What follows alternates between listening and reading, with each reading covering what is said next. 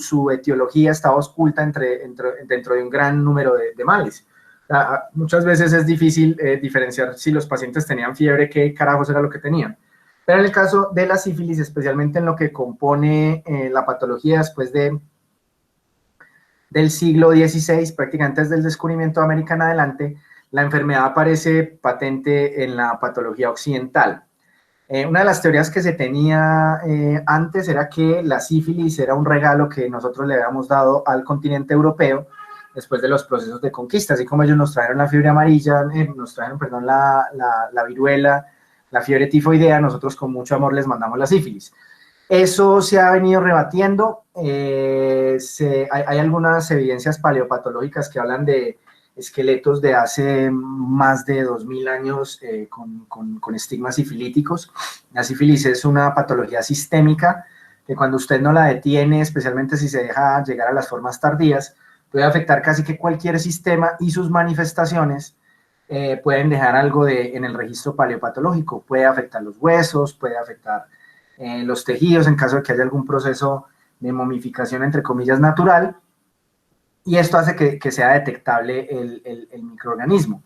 En todo lo que compete en la enfermedad y en la patología entre el siglo XVI y el siglo XX, esta patología se consideró como la gran simuladora, ¿sí? Lo que ahora es el buen lupus, cuando ustedes estén rotando en medicina interna y digan, ¿qué otra patología puede producir esto? Digan lupus, que muy seguramente el lupus en alguna de sus formas bien exóticas probablemente produzca ese otro crisol de esos síntomas que usted no sabe. En ese entonces era la sífilis.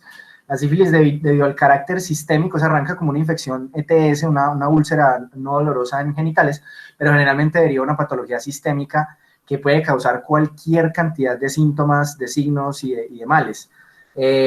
Por ponerles un ejemplo, el 60% de los pacientes que estaban en los manicomios, acuérdense que esto no eran instituciones, no eran hospitales psiquiátricos como tal, eran realmente sitios de reclusión donde donde se podía tener a los locos descontrolados y a las personas que no les gustaba la sociedad de forma controlada. En estos sitios más de la mitad de los pacientes tenían era sífilis, ya en sus formas tardías o terciaria.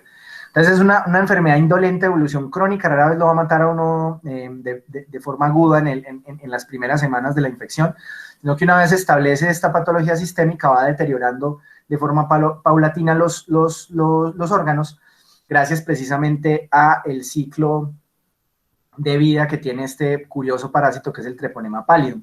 Esta es la primera espiroqueta de la cual vamos a hablar. Acuérdense que hasta ahora no hemos hablado, sino ya hemos boleado cocos y bacilos por todos lados.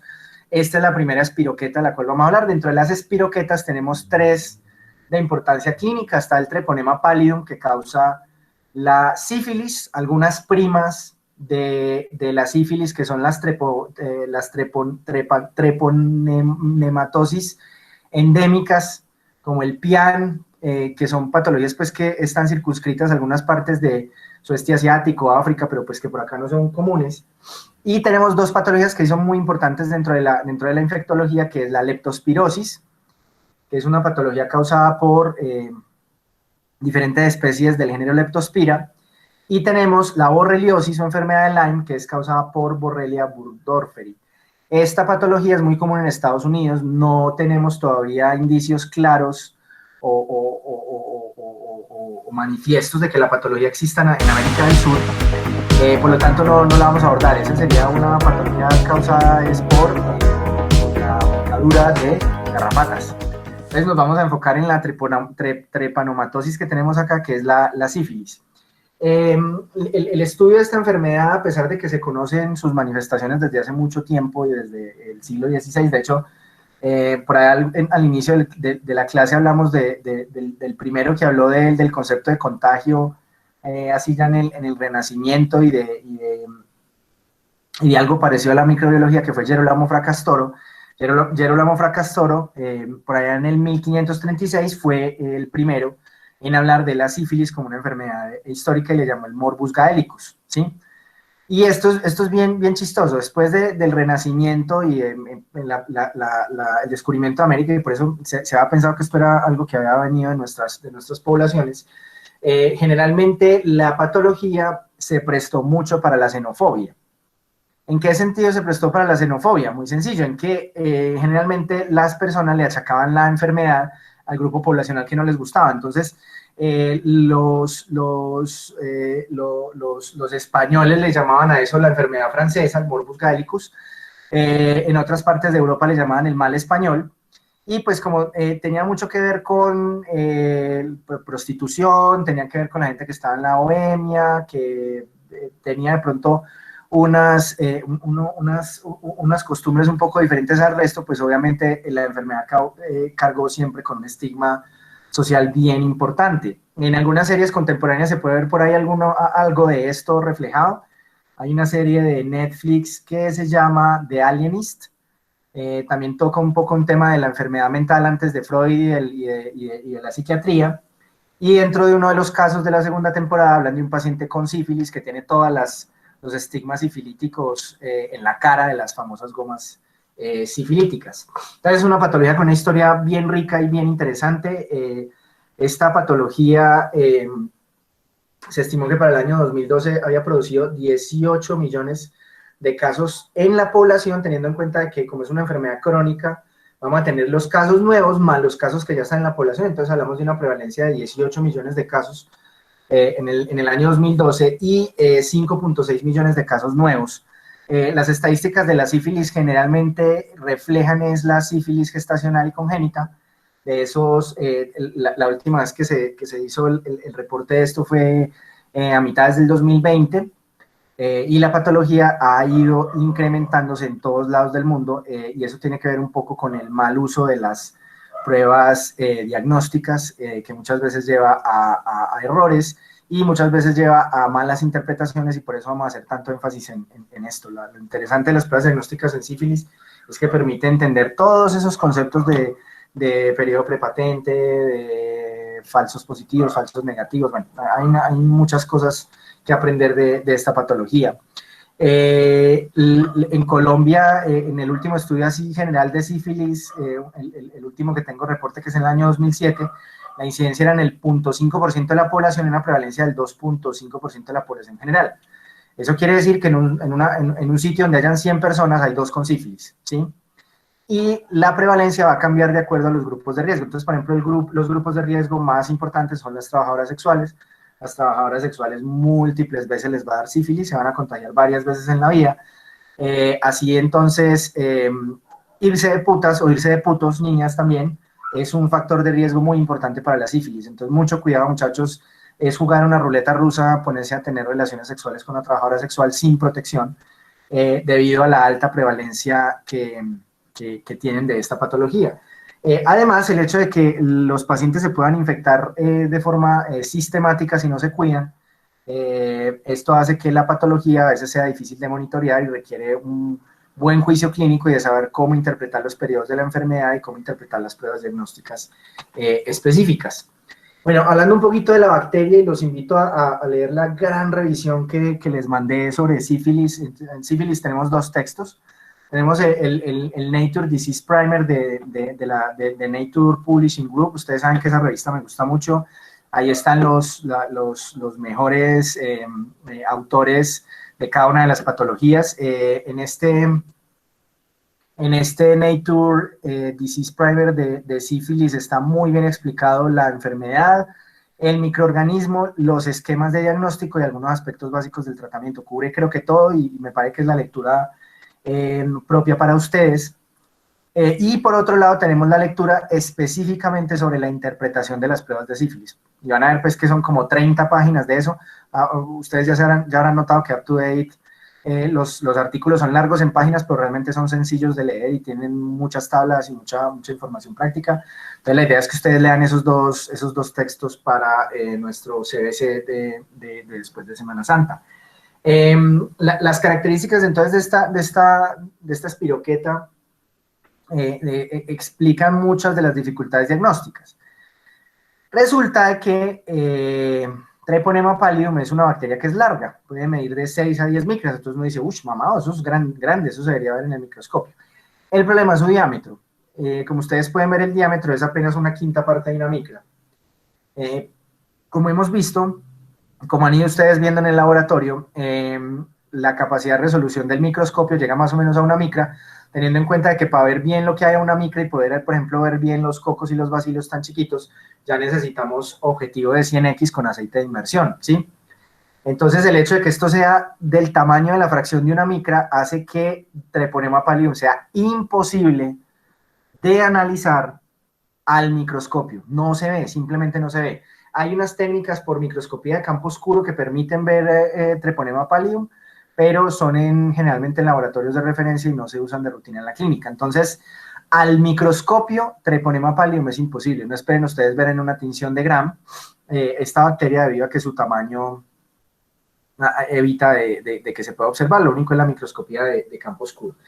Es una bacteria que presenta unas ondulaciones planas y gracias a unos movimientos mediados por microfilamentos, acuérdense de esas proteínas citoesqueléticas que alguna vez hablamos, como la FTSZ y otras proteínas que serían como los antepasados de los microtúbulos y del citoesqueleto. Esto hace que el treponema se mueva por unos movimientos ondulatorios y que por su delgado tamaño hace que pase por cualquier lado. O sea, Treponema pallidum puede incluso pasar al lado por las pequeñas rendijas que hay por las uniones intercelulares estrechas. Por eso puede pasar al cerebro como Pedro por su casa, por eso pasa a todos los órganos como Pedro por su casa y no hay nada que lo detenga, ni las células endoteliales, ni los pies de los podocitos, ni las uniones estrechas, nada. La bacteria se va moviendo como en ese movimiento de sacacorchos y gracias a eso va penetrando a cualquier sitio que puede. Y la presencia de la bacteria generalizada en todo el sistema es lo que hace que se vayan produciendo la patología por actividad de la enfermedad, no por una inflamación tremenda y severa. Esta bacteria es como una especie de ninja que no se deja detectar por el sistema inmune, sino que a medida que van quedando antígenos y a medida que van quedando detritos del paso de la bacteria por los endotelios y a través de los tejidos, va produciendo ciertos antígenos que son detectables en las pruebas no treponémicas y que además son el signo claro de que la enfermedad está presente. Eso lo vamos a hablar ahorita que hablemos un poquito sobre el diagnóstico. Esta es una bacteria, ojo, que es gram negativa por definición filogenética, o sea, es una bacteria que tiene doble membrana, pero ¿qué pasa? El Treponema pallidum y todos estos treponemas no tienen lipopolisacáridos. Si tuvieran lipopolisacárido, producirían una gran inflamación siempre que entraran al cuerpo. Entonces los TLR no tienen cómo detectarlos, y básicamente lo que el cuerpo hace es detectar el daño que produce treponema y después hacer granulomas frente a los cadáveres y los detritos que quedan de la infección. Entonces realmente es muy complicado o muy difícil el control inmune de esta patología. Las veces que uno se reinfecta le va a volver otra vez a dar la patología. Y esto además explica por qué no hay forma de que se vea por tinción de Gram. Si sea un Gram negativo por pasado filogenético, no hay forma de que capte la segunda tinción ni ninguna, entonces es invisible la tinción de Gram. La membrana externa posee muy poca cantidad de proteínas, lo que lleva a una ausencia de PAMS, entonces es como un ninja, es un patógeno completamente silencioso y es indetectable, ¿sí? Entonces realmente esa membrana celular externa es otra membrana celular, o sea que lo que usted ve desde el punto de vista inmunológico es un sacacorchos ultra delgado envuelto en una membrana celular que no tiene ningún factor de inmunogenicidad, entonces realmente ahí es donde está la dificultad. Pero el hecho de que tenga una gran cantidad de lípidos, esos lípidos de membrana son lo que permite muchas veces detectar la actividad de la enfermedad, como veremos con el BDRI. Es un genoma altísimamente conservado. De hecho, la secuenciación de este genoma fue un complique porque es una bacteria que es imposible de ser cultivada en el laboratorio. Por ahí en el 2019 salió la noticia de que ya un laboratorio había logrado crecer Treponema pallidum en unas condiciones súper especiales de cultivo, pero para efectos prácticos, incluso en laboratorios de referencia, es una bacteria no cultivable. Lo que nos demuestra, eso sí, lo poco que se ha logrado entender del genoma de Treponema pallidum, es que es un genoma altamente conservado, sin genoma accesorio, que está completamente devoto a evitar la entrada de ADN exótico. Esto nos explica por qué Treponema pallidum se sigue tratando con la penicilina común y corriente, la que descubrió Fleming, ¿sí? Es de esos pocos bichos que todavía podemos seguir tratando con penicilina sin ningún problema. Entonces aquí es como se ve el Treponema pallidum en el campo oscuro. Recuerden que es una microscopía especial que no la tenemos en todos los sitios. Y esta es la disposición de los filamentos de las proteínas intracelulares derivadas de la FTS, que permite el movimiento de la bacteria en forma de sacacorchos. No hay lipopolisacáridos, no hay antígenos, y de hecho esto que ustedes están viendo acá, si ven como este ombliguito que les estoy señalando ahí, si ven este otro ombliguito, esas son las únicas proteínas que son como una especie de porinas para que la bacteria pueda comer, obviamente, ¿sí? Entonces, de resto no, el resto que usted está viendo ahí es lípido, entonces esa joda es completamente invisible, ¿sí? Ahí vemos entonces la disposición de esas membranas y cómo es completamente escaso la presencia de proteínas. Entonces, ¿cómo es la patogenia de esto? ¿Cómo es que se produce la infección? Ya vemos que es un patógeno que es un ninja completo, difícil de detectar, no tiene antígenos. Entonces, ¿cómo es que hace todo el proceso esta patología? Entonces, lo primero es que uno necesita tener un contacto de Treponema pallidum con un epitelio. El epitelio que más es permisivo al ingreso de Treponema pallidum es el epitelio sexual, pero ojo que no es el único. Hay pacientes que pueden hacer una infección de Treponema pallidum, se han dado casos incluso en la piel, diferente a la mucosa sexual, pero en grandes rasgos la infección siempre se va a dar es por el contacto sexual, debido a que generalmente a uno le va a pegar la patología un paciente que tenga un chancro en los genitales. Y alguien puede decir, pero uy, ¿quién se va a poner a tener sexo con una úlcera en los genitales? Muchas veces, como esto es una úlcera indolora, precisamente porque no hay antígenos, muchas veces los pacientes no le pueden dar ni cuenta, entonces finalmente terminan no teniendo la posibilidad de saber que tienen una patología de transmisión sexual. Rara vez se revisan por ahí abajo, entonces durante el coito puede haber estos procesos de transmisión. Entonces, la penetración generalmente se va a dar por penetración directa por el movimiento del patógeno o por microabrasiones, ¿sí? Esto hace entonces que el bicho apenas ya esté allá el treponema en el espacio, ya dentro de la submucosa, o en el caso de los genitales, ya se empieza a producir una reproducción subepitelial, ¿sí? Esa reproducción subepitelial hace inexorable la diseminación hematógena y linfática, y el hecho de que tiene un tamaño bastante pequeño hace que pueda distribuirse por todos los tejidos, incluyendo el sistema nervioso central. El resultado es que esa reproducción subepitelial, en el curso de apenas unas 2 a 4 semanas, esa diseminación linfática va a hacer que se produzca la invasión de diferentes órganos. Ahora bien, ¿qué ocurre a nivel local? Y de ahí es donde deriva la patogenia del chancro blando o del chancro sifilítico. La reproducción subepitelial se evaden completamente la posibilidad de que los receptores TOL detecten la patología. Lo único que se puede detectar allí son las lipoproteínas y algunos lípidos que son detectados por los macrófagos y células dendríticas, gracias a los receptores scavenger y a otros tipos de receptores que no tienen nada que ver con las gram negativas. Y esto hace entonces que se produzca la presentación de Treponema pallidum en los ganglios linfáticos y se produzca a nivel local esta infiltración de monocitos y de células dendríticas sin patología inflamatoria. Por eso es que el chancro no duele, no hay forma de que duela debido a que no hay la activación de TLRs canónicos ni de DAMPs que lleven a la detección de daño, y por eso el crecimiento del microorganismo pasa completamente inadvertido.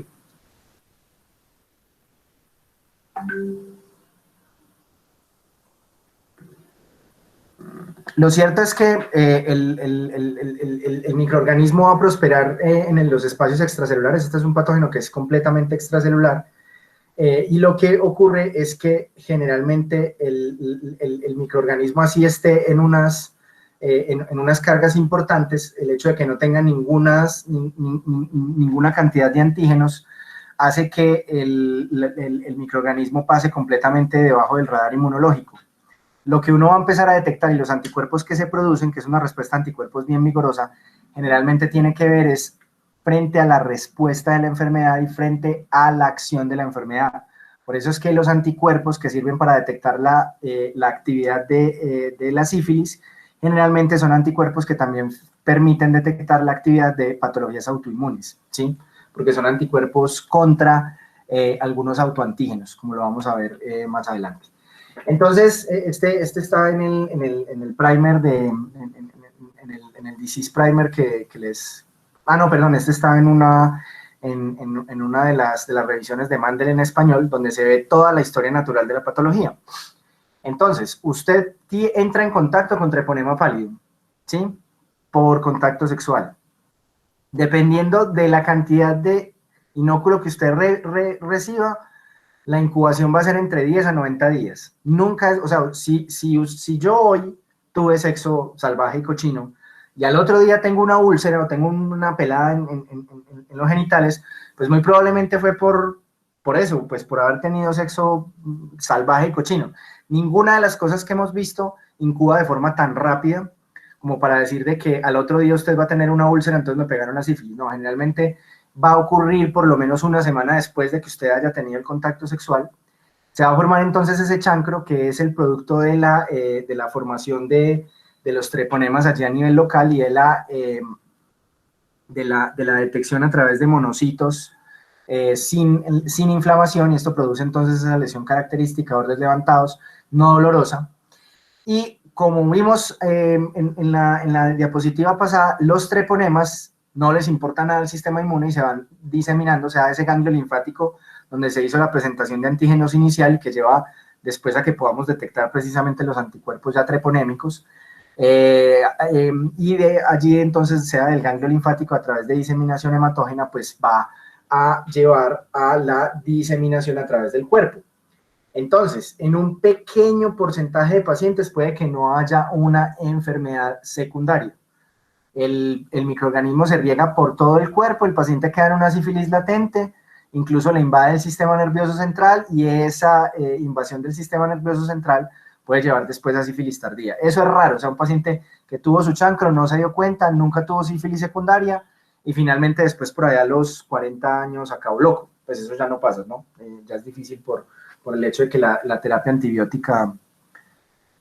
María Valentina, no te preocupes, que es que la imagen está cortada porque es que está con animación, entonces ahorita van a ver que sigue el resto de abajo, no te preocupes. Entonces, para la vasta mayoría de los pacientes, lo que va a ocurrir es que se les da la sífilis secundaria. Entonces vamos a arrancar con un chancrito en los genitales, ¿sí? Que no duele. Y más o menos 1 mes a 2 meses después el paciente se va a brotar todo, le va a dar la sífilis secundaria, que ya vamos a ver ese rash maculopapular tan característico y cómo lo vamos a sospechar y en quién lo vamos a sospechar. Entonces, los pacientes ahí generalmente ya van a ir al médico, porque ya se van a sentir malucos, van a tener ese rash por todo el cuerpo, la gente le dice, uy, parce, usted se brotó todo el cuerpo, vaya al médico. Ahí es donde muchas veces pueden ir a consulta, y ahí es donde uno los puede detectar. Lo bueno es que los pacientes con sífilis secundaria son una bolsa sifilítica, entonces es muy fácil detectar la actividad de la enfermedad o detectar los anticuerpos. A veces es más difícil detectar cuando usted solamente tiene el chancro, y por eso es bueno saber que hay posibilidad de error y de cómo se debe hacer el diagnóstico de forma adecuada. Entonces, ¿qué pasa en el contexto de la sífilis secundaria? Hay un pequeño porcentaje de pacientes que de una vez se les invade el sistema nervioso central. Por lo que hablamos de que esa bacteria anda como Pedro por su casa. Esa invasión del sistema nervioso central en la vasta mayoría de personas es asintomática. Y esa invasión asintomática, ¿sí? En la mayoría de casos se da la eliminación de la bacteria se va reproduciendo hasta que finalmente la microglia la controla, o simplemente la bacteria se va muriendo a medida que van pasando los ciclos, y la vasta mayoría de la carga se elimina. Pero con lo poco que queda allí, ya después, años después, 10 años, 20 años o 30 años, ya viene la sífilis terciaria. Eso lo vamos a ver ahorita. ¿Qué pasa? En ese porcentaje de pacientes con sífilis secundaria hay un 5% de pacientes que van a hacer una manifestación de neurosífilis precoz. Esto es de mal pronóstico, esto también se relaciona, por ejemplo, con pacientes VIH. Esos pacientes que hacen, pueden hacer una meningoencefalitis, ¿sí? Pueden hacer una neuritis craneal, entonces hacen una neuritis óptica y quedan con una ceguera, y van al servicio de urgencias es por una neuritis o por una maurosis. Puede haber además una enfermedad meningovascular que puede producir, precisamente por la presencia de estos treponemas pasando a través de las células endoteliales, se puede producir inflamación a nivel meningovascular. Esto puede llevar a vasculitis y a problemas de orden tromboembólico, pero no es lo más común, ¿sí? Entonces, ¿qué pasa? La mayoría de los pacientes, como ustedes vieron, la mayoría son asintomáticos, no tienen nada de neurosífilis precoz. Esos pacientes que se enroncharon y que les dio como el cuadro de sífilis secundaria, van a pasar ya a la sífilis latente. Entonces, si la sífilis lleva menos de un año desde el chancro, hablamos de una sífilis latente precoz, y si la sífilis, yo no sé cuánto tiempo lleva ese paciente o claramente lleva más de un año, hablamos de una sífilis latente tardía. ¿Por qué es importante tener presente esto? Porque hasta la sífilis latente precoz, o sea, aquellos pacientes que estén en fase asintomática con pruebas positivas, pero que lleven menos de un año del tratamiento, se va a tratar con un esquema, ¿sí?, antibiótico, mientras que todo lo que es la sífilis latente tardía o cualquier manifestación de sífilis terciaria, estas sí se van a tener que tratar con un esquema un poco más agresivo antibiótico que requiere más dosis, ¿sí? Entonces, ¿qué pasa? Los pacientes van a, inexorablemente, sea que les haya dado sífilis primaria sin secundaria, o hayan hecho la sífilis secundaria con todos los fierros, incluso con neurosífilis precoz, van a avanzar hacia lo que conocemos como la sífilis terciaria, ¿sí? El que quiera repasar esta imagen está muy bonita en Mandel. Acuérdense que Mandel la tienen ya en español y todo, la edición 20. Entonces, acá vemos cómo esos pacientes arrancan o avanzan hasta la sífilis terciaria. Esa sífilis terciaria básicamente va a ser una enfermedad granulomatosa por la presencia de los detritos de la bacteria y ya se va a relacionar con las complicaciones más devastadoras de la enfermedad.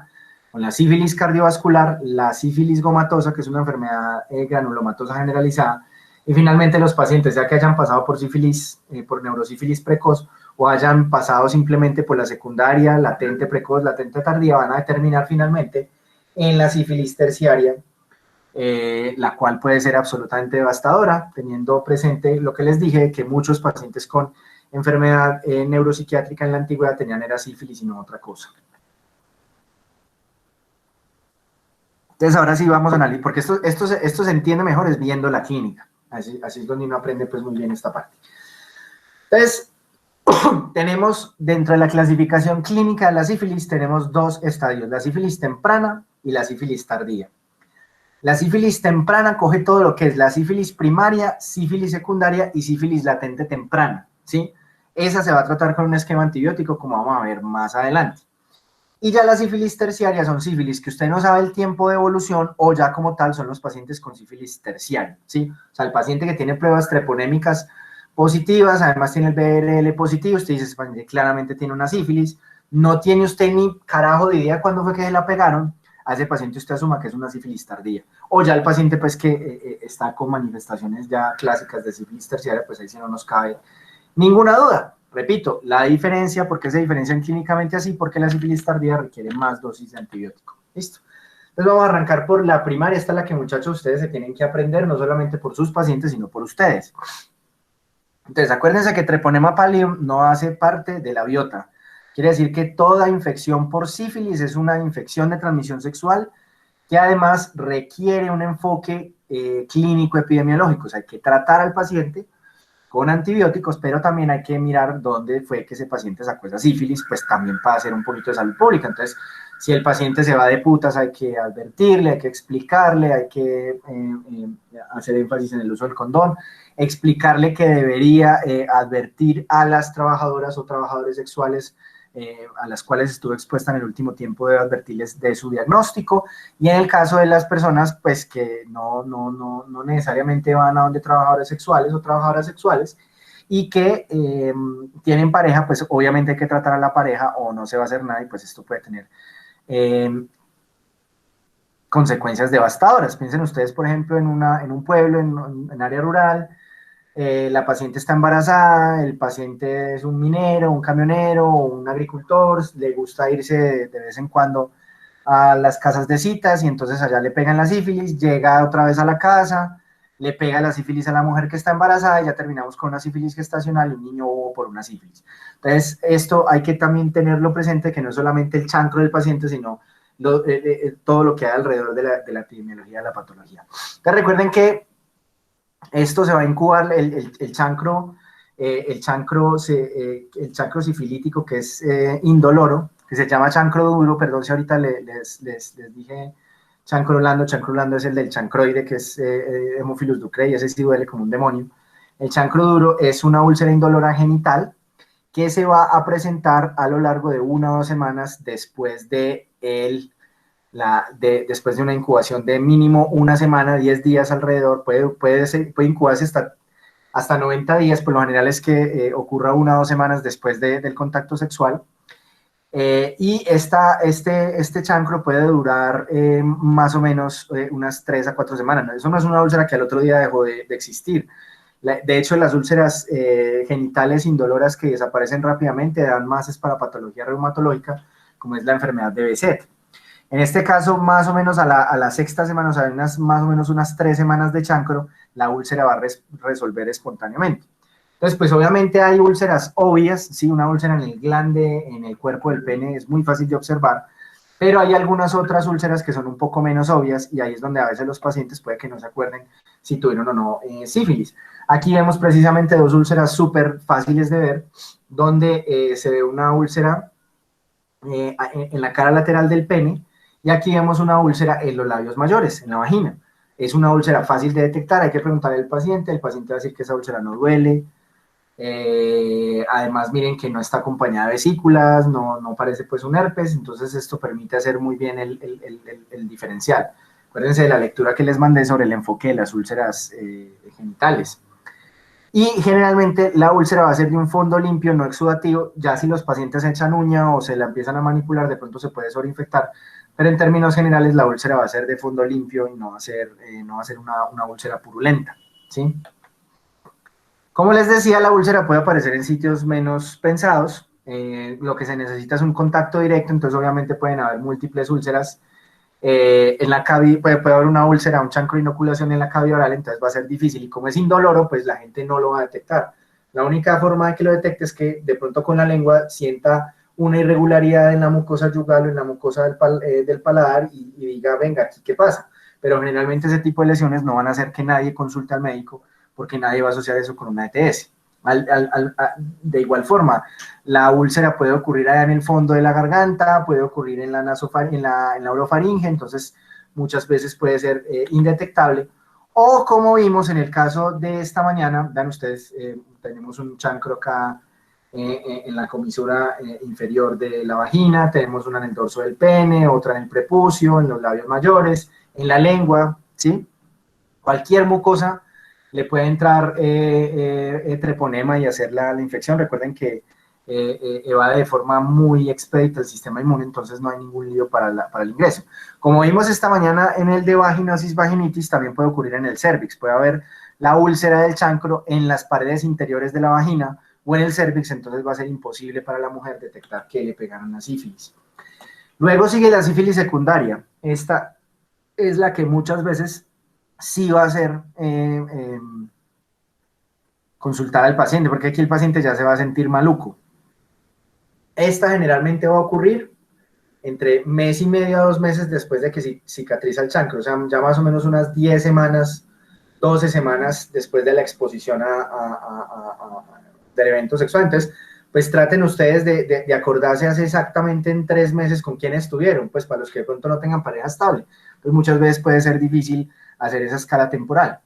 Van a aparecer diversos signos y síntomas sistémicos. Acuérdense que esta patología le llaman la gran simuladora, pero lo más frecuente es encontrar lesiones mucocutáneas y linfadenopatías generalizadas no dolorosas. El paciente tiene múltiples ganglios. Acuérdense que esto ya empieza a ser un factor de diferencial importante con el citomegalovirus, virus de Epstein-Barr y VIH agudo. No me cansaré de decirles esa cuña radial en este curso. Y ojo que en algunos pacientes, especialmente en los pacientes VIH, se pueden superponer las fases. Entonces, en algunos pacientes el chancro puede permanecer durante muchas semanas, esto es un signo de inmunosupresión, o incluso puede tener otro chancro de inoculación debido a que se sobreexpone otra vez a el factor de exposición, la pareja o la persona que tiene sífilis, puede haber la sobreposición de lesiones, entonces tiene la lesión del chancro de la sífilis primaria, además de toda la manifestación sistémica del rash maculopapular. Y entre más inmunodeprimido el paciente, más severa es esa sífilis, entonces más feo es el rash, más probabilidad hay de que aparezcan otras manifestaciones como la neurosífilis temprana. Pero obviamente esto es más frecuente en el paciente VIH. Entonces piensen, por ejemplo, en el caso que vimos ahorita, de esta mañana, el de la candidiasis. Entonces llega el paciente con fiebre, pérdida de peso, Usted le pregunta y el paciente va a trabajadoras sexuales, no ha tenido pareja estable en los últimos 3 años, entonces pues usted ya debe saber con el número de personas que se ha acostado. El paciente entonces viene con fiebre, manifestaciones sistémicas, tiene ese muguet en la boca, ese signo de esas placas blanquecinas en la lengua, y aparte de eso tiene un rash maculopapular generalizado. Ese paciente puede tener VIH, candidiasis y sífilis, todo en el mismo paquete, ¿sí? Para que lo tengan presente. Entonces, veamos algunas de las manifestaciones clínicas de esta patología. Lo primero es que un buen porcentaje de los pacientes van a tener dolor faríngeo. Esto se da simplemente por el hecho de que se produce una invasión a gran escala de todo el cuerpo. Esa invasión a gran escala y la exposición a los detritos del crecimiento de las bacterias sí alcanza a producir inflamación. Por eso la sífilis secundaria es la más inflamatoria de todas las sífilis, debido a la gran exposición y a la gran carga ya de antígenos y detritos celulares. Pues algunos pacientes van a tener manifestaciones de síndrome de inflamación, de síndrome inflamatorio sistémico, de respuesta inflamatoria sistémica. Va a haber anorexia, va a haber fiebre, malestar general, dolor de garganta, ¿sí? Pero esto se puede acompañar además de cefalea y en algunos casos meningismo, dolor en la nuca y lo que hablamos ahorita de algunas manifestaciones tempranas agudas como es las neuritis ópticas o algunas manifestaciones meningovasculares, que no es lo más común. Entonces, el problema cuando si usted le llega a una persona y le llega con fiebre, dolores generalizados, mialgia, malestar y dice que tiene un brote, ¿eso qué otra cosa podría ser que ya vimos, muchachos? ¿Se podría hacer un diagnóstico diferencial con qué cosa?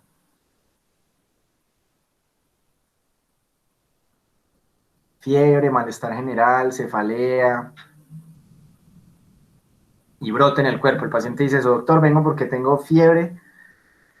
Esa es una, sí, aunque esa no la hemos visto, pero que esa la vamos a ver. Herpes, pero herpes no causa brote generalizado, excepto el varicela. Otro que hayamos visto, otro virus, más sencillo, más común, muchachos, que también puede producir rash. Dimos un paquete, eso, Valentina y María Camila, muy bien. Dengue, Zika, chikungunya, todos esos arbovirus. Entonces, mucho cuidado que una sífilis secundaria, un diagnóstico diferencial importante es el dengue, ¿sí? Pues el rash del dengue generalmente es un rash macular, son máculas rojas en todo el cuerpo, no hay grandes máculas y pápulas, y lo más importante es que no hay compromiso de las palmas y las plantas. Pregunta de examen y se lo tienen que saber de memoria. Todo paciente que tenga un brote en el cuerpo, un exantema, ¿sí? Un exantema, y ese exantema comprometa las palmas y las plantas, ese paciente tiene sífilis hasta que no demuestre lo contrario, ¿sí? Y es pregunta de examen, muchachos, están advertidos. ¿Listo? Bueno, entonces estos pacientes también pueden presentar linfadenopatías. Esto va más en contra del diagnóstico del dengue. Los pacientes con dengue casi no presentan linfadenopatías. Los pacientes que presentan estas linfadenopatías generalizadas tenemos que sospechar 4 cosas grandes, ¿sí? VIH, sífilis, toxoplasmosis y el famoso síndrome mononucleósico, que lo vamos a ver en infecciones respiratorias agudas, que es la famosa mononucleosis infecciosa que da adenopatías, rash, faringitis, y es muy similar todo ese diagnóstico. Entonces, generalmente en un adulto joven que llegue con rash, dolor de garganta, adenopatías y todo eso, sospechen todo eso y nadie les va a glosar por salud pública hacerle todas las pruebas al paciente. O sea, hágales el cuadro hemático, haga la prueba de VIH, haga la prueba de el monotest para mononucleosis, haga las pruebas de sífilis, vaya a favor del paciente porque obviamente detectar una de estas cosas, muy seguramente puede haber la coincidencia de VIH, sífilis, si tú logras detectar al paciente a tiempo antes de que te llegue con el muguet, perdiendo peso y ya loco por una toxoplasmosis cerebral. Ese paciente, si le arrancas la terapia antirretroviral, se va a portar como un adulto convencional sin inmunosupresión. Los pacientes con buena terapia antirretroviral y buena adherencia son como nosotros. Se envejecen un poquito más rápido por la inflamación que produce VIH, pero en términos generales son sanos, ¿sí? Para que lo tengan muy presente. Entonces, tengan presentes estas adenopatías, hacen un diagnóstico diferencial amplio, pero siempre que esto se acompañe de exantema en las palmas y las plantas, es sífilis hasta que no se demuestre lo contrario. Aquí tenemos un paciente joven con sífilis, donde tenemos adenopatías cervicales. Ahí se ve claramente, pues se alcanza a ver incluso a distancia la adenopatía. En los pacientes vamos a tener entonces un exantema que se compone de lesiones maculares, papulares y maculopapulares. Y algunos pacientes hacen ya pústulas, ¿sí? Llenas de pústulas. Ojo que ese material pustuloso está Tokio de sífilis, entonces ustedes muy chistosos no se lavan las manos después de atender al paciente y usted se puede pegar la sífilis sin haber pasado ni siquiera por el delicioso. Entonces, y ojo que estos casos de transmisión se han dado por meterse la mano a la boca o por ir al baño y no haberse lavado las manos. Entonces, pues esto obviamente puede llevar a consideraciones. Entonces, muchachos, paciente con un rash en el cuerpo, vamos a sospechar dengue, sífilis, VIH, mononucleosis. Dependiendo del contexto clínico, hay varias cosas para sospechar ahí. Pero cuando ese rash maculopapular es feo, ya no son pápulas, sino que ya son pústulas, o sea, ya son bolitas llenas de material, ese paciente no solamente le debemos sospechar sífilis, sino VIH y que ese paciente está inmunodeprimido, ¿sí? ¿Dónde se distribuyen las lesiones? Las lesiones se distribuyen en el tronco, zona proximal de las extremidades y se extienden a las manos, plantas de los pies. Esto es precisamente por el carácter de diseminación hematógena sencilla que tiene Treponema pallium, que puede hacer que llegue a cualquier parte del cuerpo. Entonces, nunca se les vaya a olvidar. Aquí tenemos un paciente con sífilis. Estas lesiones están bien importantes, muy probablemente este sea un paciente con VIH, pero generalmente cuando ya son, el compromiso ya es extenso en VIH, ya las lesiones pustulosas son mucho más importantes. Vean, no se les olvide eso, muchachos, imagen, para llevarse para la casa, para nunca olvidarla. Los pacientes con exantema, acuérdense que tenemos dengue, sí, tenemos Zika, tenemos meningococcemia, tenemos varicela zoster, tenemos los pacientes inmigrantes que no hayan sido vacunados, entonces tenemos también rubeola, tenemos sarampión, etcétera, ¿sí? Siempre que vean compromiso palmo-plantar, tenemos que sospechar que es sífilis hasta que no se demuestre lo contrario. Cualquier otro diagnóstico diferencial no es tan grave como una sífilis, entonces por eso es importante hacer ese diagnóstico. Y ya en algunos pacientes ya se presentan unas lesiones muy avanzadas, que es lo que se denomina una LUES o una sífilis maligna, que son estas lesiones, muchachos, ya son úlceras. O sea, miren que ya es como si le estuviera saliendo el chancro sifilítico en todas partes del cuerpo. Miren que este paciente además está emaciadito, se ve pues que está ya flaquito a pesar de que es grande. Y miren ustedes estas lesiones también en los pies, ¿sí? Entonces miren que aquí ya lesiones plantares de una vez me hace pensar en sífilis y por eso se le deben hacer todas las pruebas. Estos pacientes VIH que están anérgicos y tienen sífilis, estos pacientes tienen tanta sífilis que ahorita vamos a ver uno de los factores por los cuales la prueba puede salir falso negativo. Listo. Pueden ocurrir también fenómenos dermatológicos como zonas de alopecia difusa, que es muy diferente a los patrones de tiña capitis que le da a los niños o de tiña o de alopecia areata, por ejemplo, en adultos. Eso es muy diferente el patrón. En las zonas de mucho roce, también en la zona perianal, vulva y escroto, las pápulas se pueden agrandar y volver como condilomas planos. Entonces, muchas veces el paciente puede consultar por esto, pero pues de base ustedes van a encontrar que en todo el cuerpo está lleno de lesiones, tanto en palmas y plantas como en el tronco. También en los pacientes, el 10% de los pacientes pueden aparecer erosiones en la mucosa genital, conocida como placas mucosas, que se comportan un poco como los chancros sifilíticos, o sea, son lesiones ulcerosas que no duelen, no arden, no nada, entonces deben hacer pensar también en sífilis, como la ven ustedes acá. Piensen ustedes en una sífilis primaria que vimos una sola lesión, y ahorita ya que la sífilis se regó por todo el cuerpo, ya vamos viendo como algo parecido a esos chancros sifilíticos, pero varios en todo el cuerpo. Es la expresión prácticamente de lo mismo, pero ya de forma sistémica. Hay algunos pacientes que pueden presentar alteración de las pruebas hepáticas, famosa transaminitis, o sea, elevación de las transaminasas 1 o 2 niveles por encima de lo normal. Eso se va a ver más acusado en los pacientes con inmunosupresión. Los pacientes también pueden presentar algunas ulceraciones en el tracto digestivo que pueden hacer pensar en un linfoma Galt, pero pues esto es una manifestación más bien exótica. Y obviamente tenemos los pacientes con neurosífilis temprana que van a tener entonces neuritis óptica, alteraciones de los campos visuales, alteraciones de los pares craneales o manifestaciones ya neurovasculares. Entonces, ahí en estos pacientes, solamente el 5% de los pacientes va a ser sintomática. Pueden hacer una meningitis como tal, sífilis ocular, sífilis meningovascular, que esto generalmente lo va a detectar el neurólogo. Entonces, los neurólogos cuando están en urgencias y ven pacientes con neuritis óptica, una de las cosas que inmediatamente buscan es sífilis, o también en los pacientes que tienen meningitis y tienen rash en todo el cuerpo que no es consistente con meningococcemia, pues van a sospechar que ese paciente tiene sífilis. Siempre en manifestaciones neurológicas es siempre bueno descartar que no vaya a haber allí sífilis. Ya entonces, ¿qué pasa? Los pacientes después de que se les va el rash, se les va la maluquera, ya no tienen chancros por ningún lado, se les fue todas las manifestaciones palmoplantares, no tienen ninguna alteración neurológica, esos pacientes van a entrar en un periodo asintomático. Esos pacientes asintomáticos no hay lesiones presentes, las pruebas salen, las pruebas serológicas pueden salir positivas, las alteraciones en el líquido cefalorraquídeo, entre otras cosas, Sofi, por favor acuérdame, les mando el trabajo de grado de la doctora Daniela Duque, que fue precisamente sobre neurosífilis, para que ustedes vean cómo se comporta el líquido cefalorraquídeo de los pacientes con neurosífilis, para que vean ese reporte tan interesante de pacientes locales.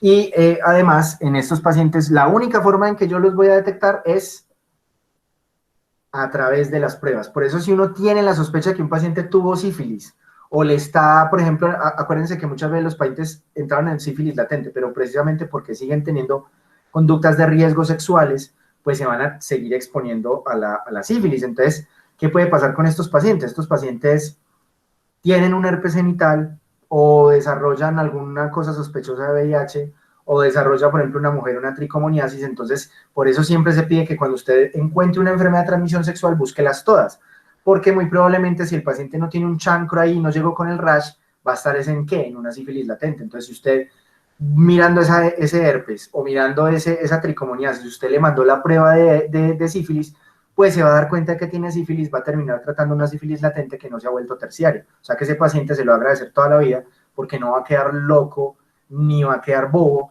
ni va a quedar en situación de discapacidad por una alteración motora, ¿sí? Entonces, generalmente ya en estos periodos de sífilis latente se considera que el paciente, entre grandes comillas, no es infectante, ¿sí?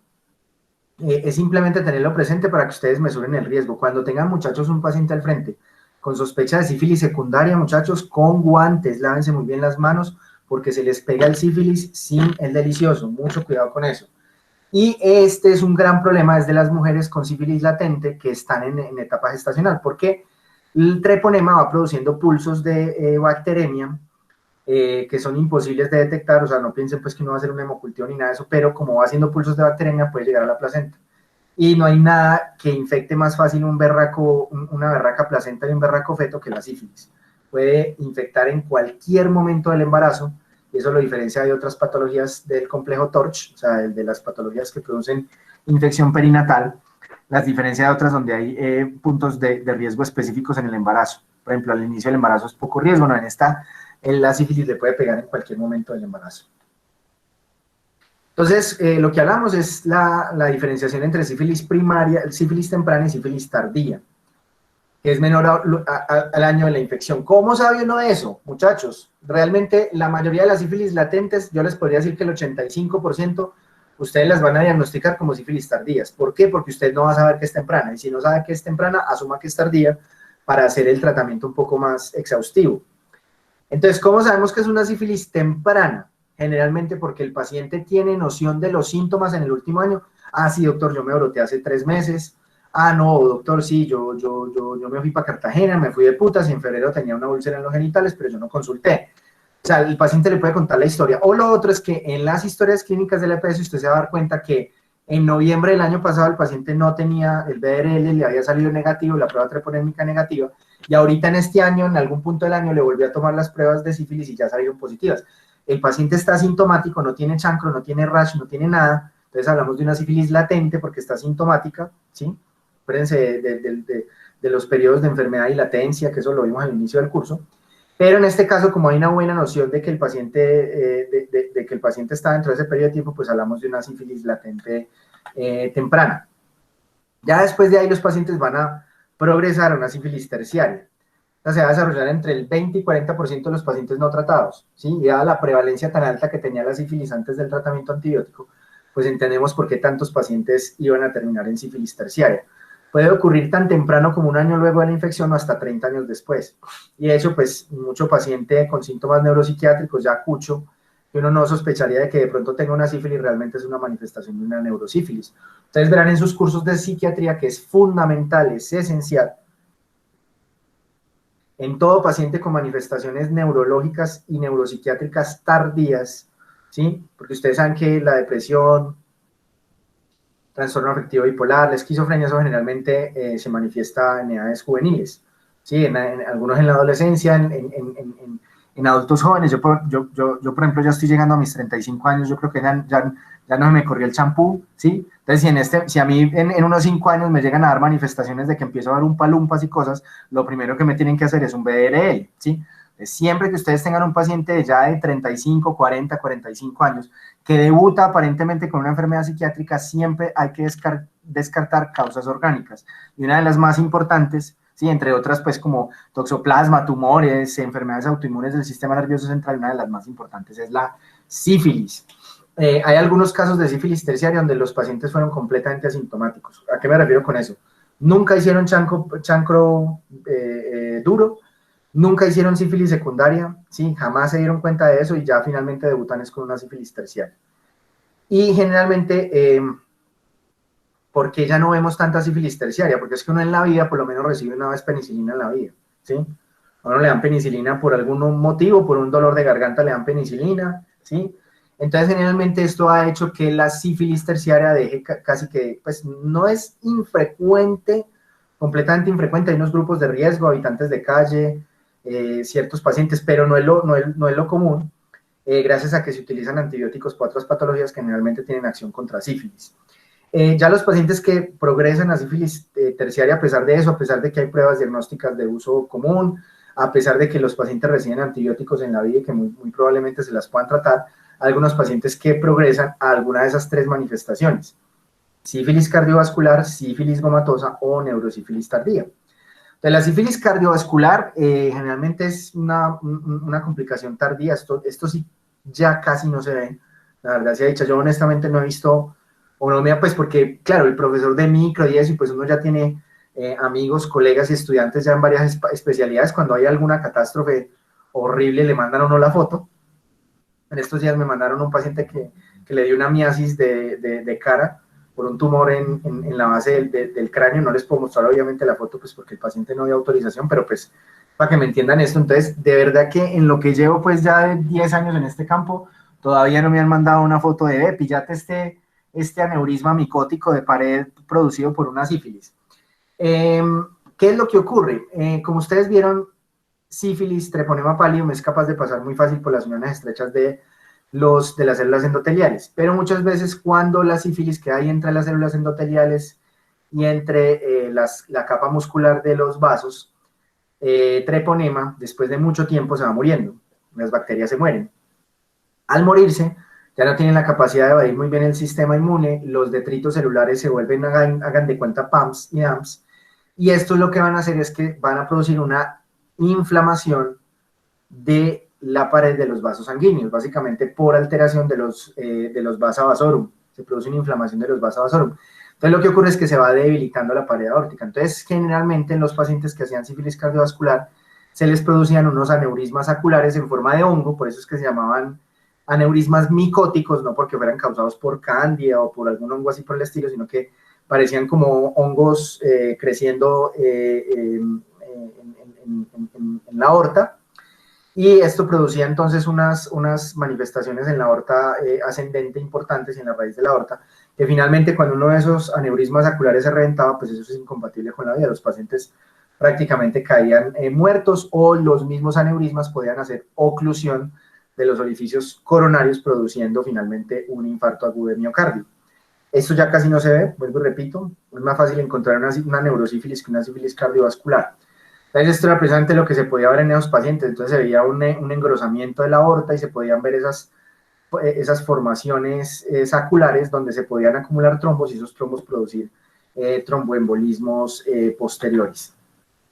Aquí vemos uno de esos pocos casos donde se ve entonces el gran ensanchamiento del botón de la aorta, ¿sí? Que después resultó siendo un aneurisma micótico en forma de hongo causado por la alteración de la pared vascular debido a la presencia de treponema pallidum y sus detritos de forma crónica.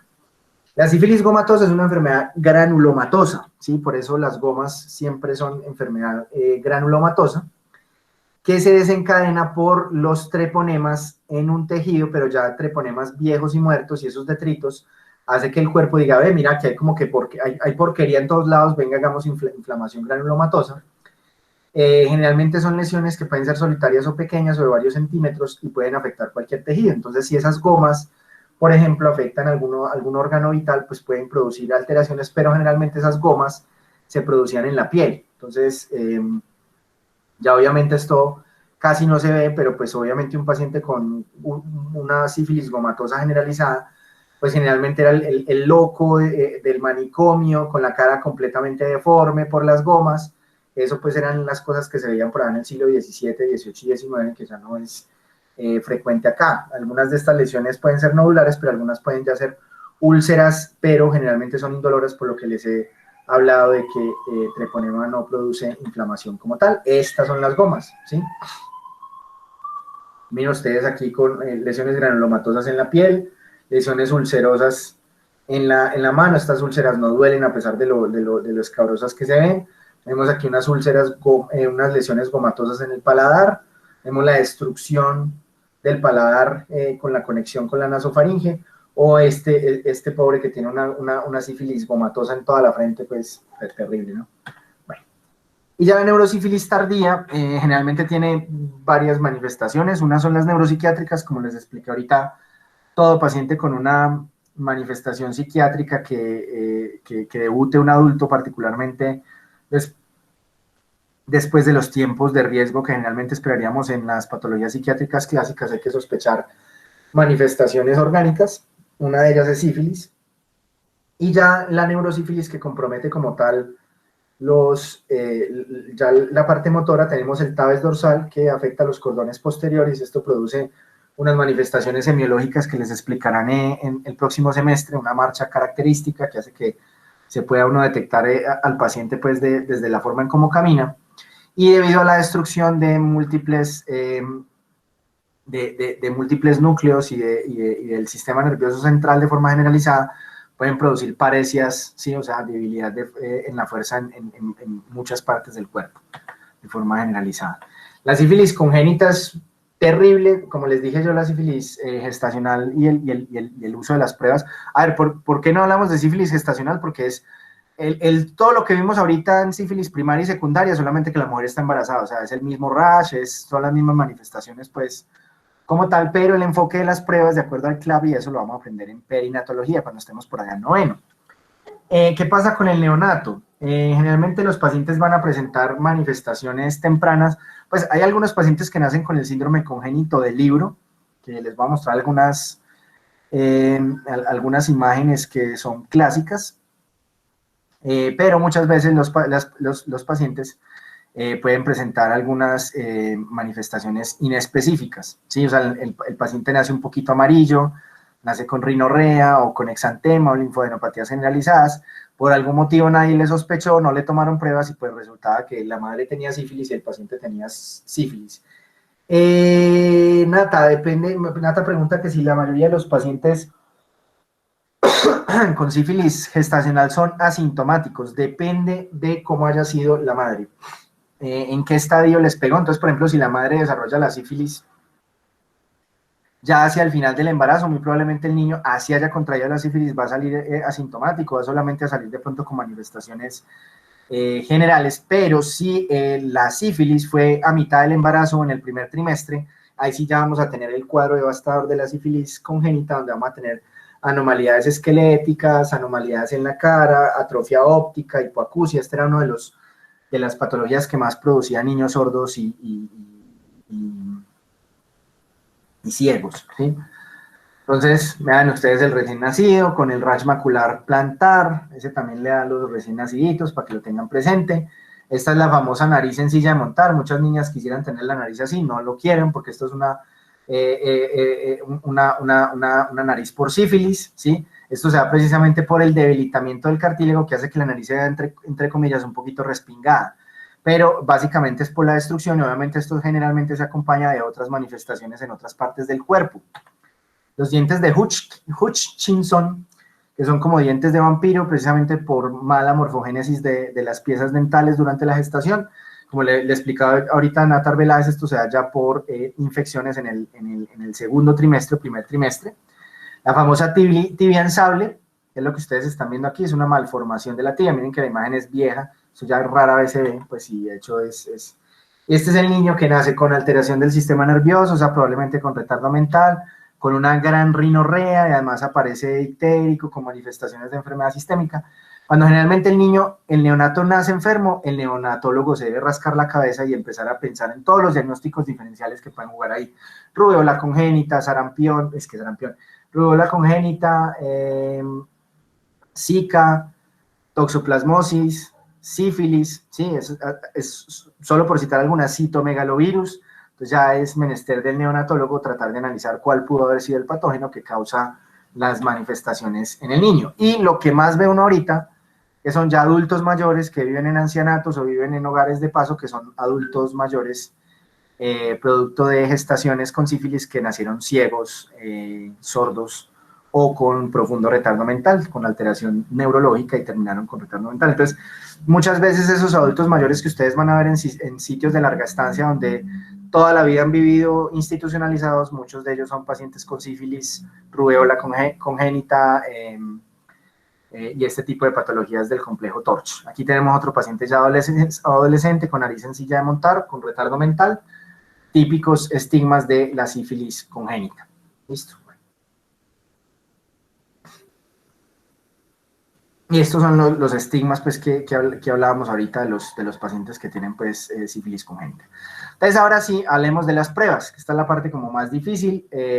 Aquí les voy a hablar un poquito de las pruebas, pero el uso como tal, ustedes lo van a leer muy juiciosos de cómo usar las pruebas diagnósticas en sífilis. El artículo de UpToDate que les mandé, que es excelente. Para que entonces en el CBC ustedes tengan ahí su artículo bien subrayadito, bien leído, y podamos sacarle harto jugo a la actividad que vamos a hacer la otra semana.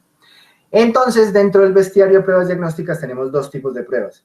Tenemos las pruebas no treponémicas y tenemos las pruebas treponémicas. Las pruebas no treponémicas buscan es caracterizar la actividad de la enfermedad.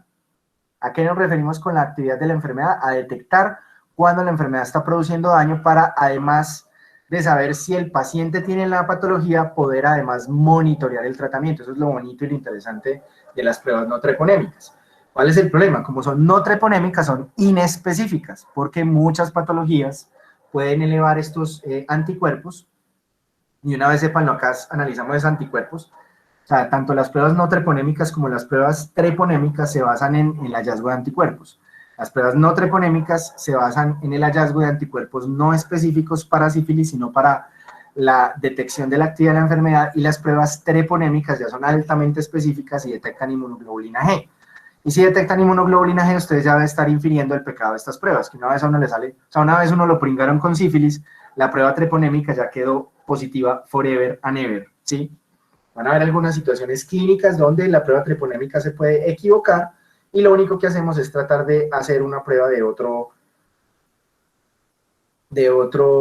fabricante o de otra técnica, ¿sí? Entonces, vamos a ir viendo cada una de estas, vamos a analizar algunos detalles específicos, recordando que ahorita lo que más se utiliza y que se está utilizando más en los municipios son las pruebas rápidas. Las pruebas rápidas son como una prueba de embarazo, una prueba rápida de COVID, es por inmunocromatografía, o sea, usted pone un poquito de sangre del suero del paciente en uno de los extremos de la prueba y si salen 2 rayitas, felicidades, tiene sífilis. Ya las otras pruebas se hacen en el contexto de laboratorio, pero dependiendo de la prueba, se pueden hacer en laboratorios pequeños o laboratorios de referencia. Entonces, arranquemos por analizar cómo es el uso de estas pruebas. Entonces, generalmente, a lo que me enseñaron a mí, lo que le enseñaron a la mayoría, generalmente se iniciaban con pruebas no treponémicas, o sea, el BDRL, ¿sí?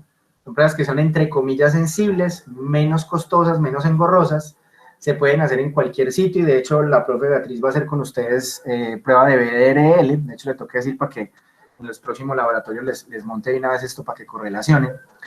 El BDRL es una prueba súper sencilla de montar, pero tiene un inconveniente y es que es operador dependiente. O sea, si usted no la sabe interpretar y si no tiene buena conexión con el clínico, como habíamos visto en infección de vías urinarias, pues usted acaba cometiendo errores diagnósticos importantes porque, por ejemplo, No adviertes que el paciente tiene una sospecha de sífilis secundaria y puede ocurrir un efecto de prozona. Ahorita vamos a ver qué es eso. Ya después de que se hace, como hemos visto en el algoritmo diagnóstico, siempre uno arranca por una prueba sensible y si esa prueba sensible sale positiva, entonces hacemos una prueba treponémica y lo que se hacía tradicionalmente era la prueba de FTA-ABS, que es una prueba altamente específica, es engorrosa, solamente lo montan algunos laboratorios, es demorada, entonces muchas veces esa muestra la tenían que mandar a otro lado. Los que les salía BRL positivo después del pueblo mandaban a Manizales a hacer el FTA-ABS. Lo interesante es que haya ido cambiando un poquito la cosa y ya se han hecho pues algunas mejoras. En la actualidad ya por la brecha de precios y dificultad se ha ido cerrando. Entonces ya se habla de un algoritmo inverso. Eso lo van a ver súper bonito en el artículo de, no de UpToDate, sino en el primer, donde les va a mostrar los dos algoritmos. ¿Por qué se llama algoritmo inverso? Porque lo que hemos aprendido y lo que es tradicional en microbiología es que usted arranca por una prueba sensible y después hace una prueba específica. El algoritmo inverso lo que hace es utilizar la prueba treponémica al inicio y ya después mira la actividad de la enfermedad.